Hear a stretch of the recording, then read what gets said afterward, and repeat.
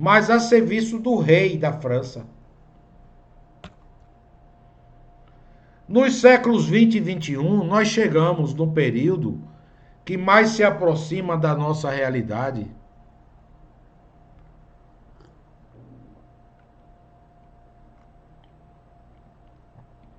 O que é que nós vimos no século 20? Estamos em 2022, talvez você seja um aluno que nasceu já no século 21, mas considerando alguém com mais de 22 anos, nasceu no século 20. A ascensão do capitalismo. Foram os séculos que marcaram a ascensão do capitalismo e baseiam a busca da felicidade a partir do bem material e poder de compra. Tá aí uma foto bem enigmática, mulher cheia de sacola. Aí começa o período do homem se questionar. Nunca houve um período na história onde os psicólogos, os psiquiatras, os terapeutas foram tão buscados. Por quê? Porque o homem começou a olhar para si mesmo. O que é que me satisfaz? Você compra e amanhã está triste de novo. Foi quando aí tem todo um arcabouço tecnológico que embasa esse período. Antes não havia remédio para depressão. Se você for ler um pouco da história da China, as pessoas buscavam no ópio, tá? No ópio, uma droga extremamente potente que vicia, o acalento à tristeza, né? Eu nem vou falar da China porque seria abrir um parêntese gigantesco, mas para você entender, havia remédio para depressão, gente? Havia Prozac, havia Rivotril, havia remédio para dormir, como ermitarato de Zolpidem.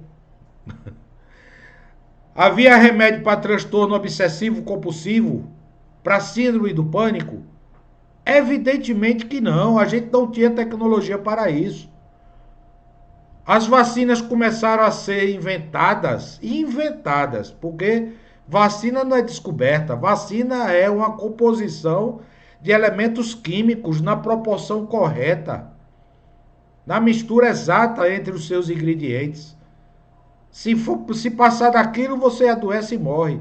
Se for menos do que aquilo, você pega a doença e morre. Então, vacina, a gente sabe muito bem, até por uma questão lógica, que na antiguidade não tinha vacina. Existiam remédios medicinais e o homem buscava a fuga da tristeza através de entorpecentes, desde as tribos indígenas. Não estou falando nenhuma asneira, nenhuma loucura. A gente tem que entender a história e o seu contexto, né, da felicidade. As tribos indígenas consumiam drogas alucinógenas. Fumavam plantas, que depois a gente veio a descobrir a maconha, né? A folha da maconha, depois que você cozinha ela, os gases que ela expele são alucinógenos. E os índios já passavam aquele cachimbo que popularizou como cachimbo da paz, né?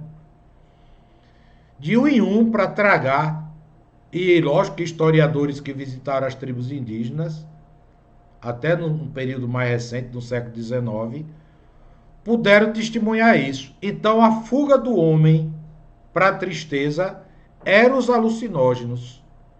Não existiam os remédios farmacoquímicos como temos hoje. Remédios desenvolvidos em laboratórios de alta capacidade tecnológica.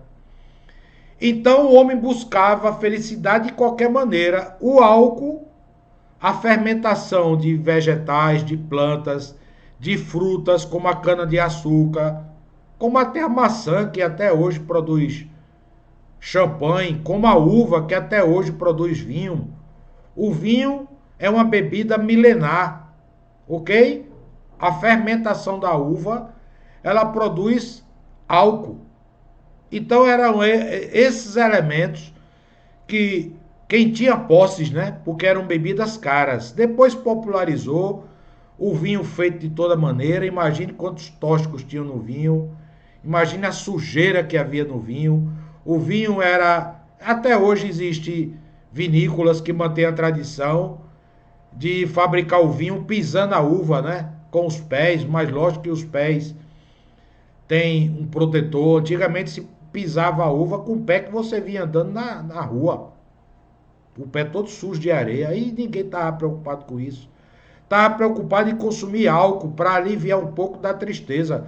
Não que eu justifique o consumo de álcool para aliviar a tristeza. Me entenda, eu estou falando do contexto histórico, viu? Para não ser mal interpretado. Porque hoje nós estamos no século XXI.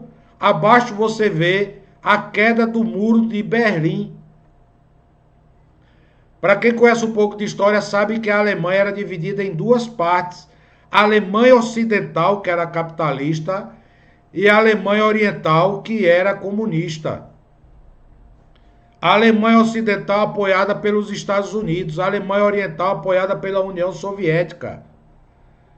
Como é que o capitalismo se sobrepôs ao socialismo?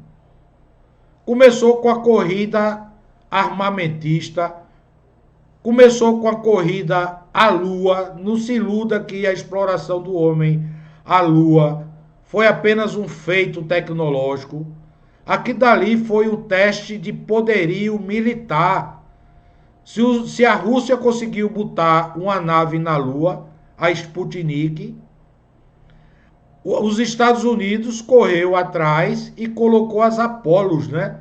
Eu digo Apolo porque houve várias naves com o nome Apolo, Apolo 11, Apolo 12, Apolo 13, Apolos que explodiram no lançamento, Apolos que nunca voltaram para a Lua, para a Terra.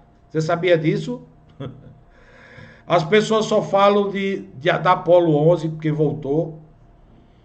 Só falam de Yuri Gagarin, que foi o primeiro homem a pousar na Lua, o soviético Yuri Gagarin. Mas não falam das expedições que deram errado desde a sua partida. Mas o que era aquilo? Se eu posso botar uma nave na Lua, eu posso mandar uma bomba atômica num país inimigo, que tem outra cultura, que tem outro pensamento. Por que os países comunistas pregavam a escassez de bens? Porque eles não tinham como promover os bens a todos os consumidores. Fique você sabendo. A gente está falando de história, da felicidade, que passa por isso. Você sabia que na antiguidade, mal a pessoa tinha uma roupa? No período do artesanato, antes da primeira Revolução Industrial, no século XVIII, há pouco tempo atrás, já no século XIX, as famílias tinham duas roupas, uma que ela trabalhava 6 dias na semana e uma que ela usava final de semana, quando tinha. Para você entender que isso é verdade, quando houve a primeira Revolução Industrial, bem caracterizada pela invenção da máquina a vapor, onde as máquinas manuais, ou seja, os teares manuais, foram substituídos por teares movidos a energia a vapor, houve o ciclo têxtil. A maior riqueza dos países eram máquinas têxteis. Sabia disso, gente? Pela carência absurda que o homem tinha da sua própria vestimenta. Quando a gente estuda a história, a gente fica estupefato com certos fatores que hoje, no século XXI, é inconcebível, como, por exemplo, apenas uma colher na casa, para todos os membros da casa, apenas um prato, porque tudo era artesanal, tudo era feito um a um. O metal mais nobre da antiguidade, sabe qual era? Aqui eu dou uns flashes da história, era o alumínio. Alguém aí ia dizer ouro, prata, não, os reis mais ricos daquela época serviam os maiores banquetes, inclusive Napoleão foi servido num banquete em utensílios de alumínio. Por quê? O alumínio provém do barro, do elemento químico chamado bauxita. Mas ele era raro porque a alquimia para fazer o alumínio, para extrair o alumínio da bauxita, era tão complexa que tinha apenas um homem que conhecia essa alquimia. E o rei, com medo desse homem ser o homem mais rico do mundo, mandou matá-lo. Então, durante muito tempo, centenas de anos, a alquimia para fazer o alumínio foi desconhecida. E eu trabalhei na fábrica do inventor do alumínio. Não quero nem fazer apologia aqui à empresa, mas eu tive o privilégio de trabalhar na fábrica do inventor do alumínio, dois químicos que inventaram o alumínio, o processo químico de extrair o alumínio da bauxita. Então, bens materiais era sinônimo de felicidade. Naquele tempo era feliz o senhor feudal que tinha terras, que tinha empregados, que tinha animais.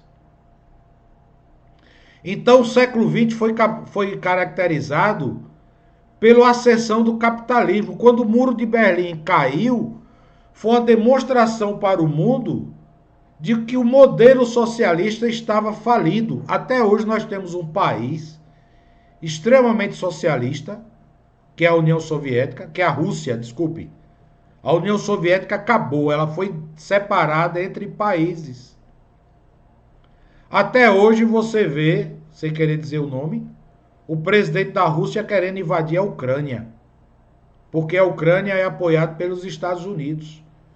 E ele teme que a Ucrânia se torne um bloco de oposição ao regime autoritário, ditatorial, imposto por esse presidente, que se colocou no poder e acha que é dono do poder eternamente.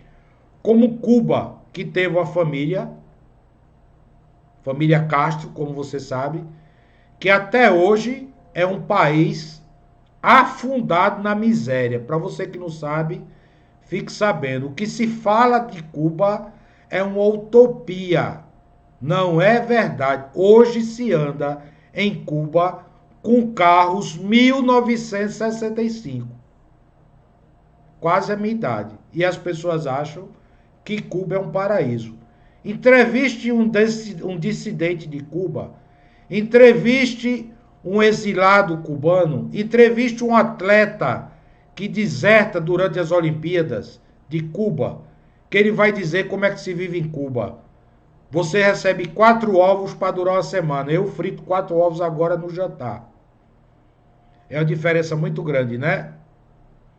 Então, eu espero que você não ache que eu estou revoltado com o regime socialista. Mas isso é sinônimo de felicidade, você viver na miséria. Um médico ganha $100 por mês. O que é $100? R$ 500. R$ 500 se você for num restaurante chique aqui no Brasil, você paga de um jantar. E um médico ganha isso em Cuba. Então é inconcebível, tá? E essa imagem embaixo ela é extremamente emblemática.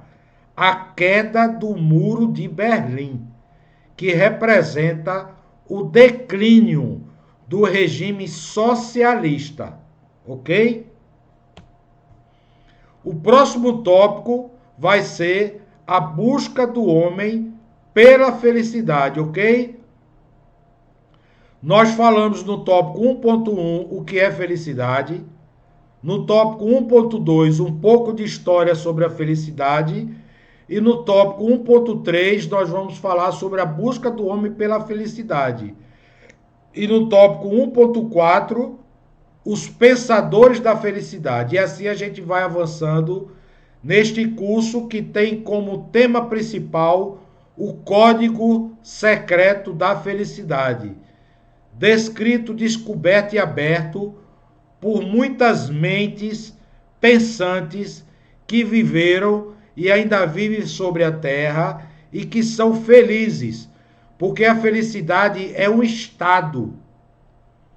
Você não é feliz o tempo todo. Você se sente feliz. Então nós queremos desvendar este código para você. Fiquem com a gente, vamos em frente.